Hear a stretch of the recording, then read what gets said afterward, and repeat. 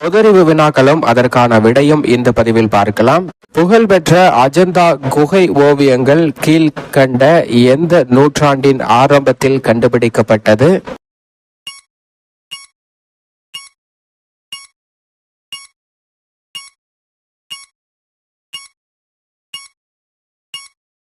பத்தொன்பதாம் நூற்றாண்டின் ஆரம்பத்தில் புகழ்பெற்ற அஜந்தா குகை ஓவியங்கள் கண்டுபிடிக்கப்பட்டன.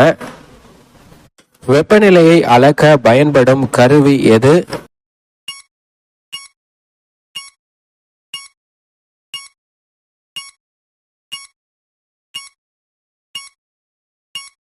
வெப்பநிலையை அளக்க பயன்படும் கருவி தெர்மோமீட்டர்.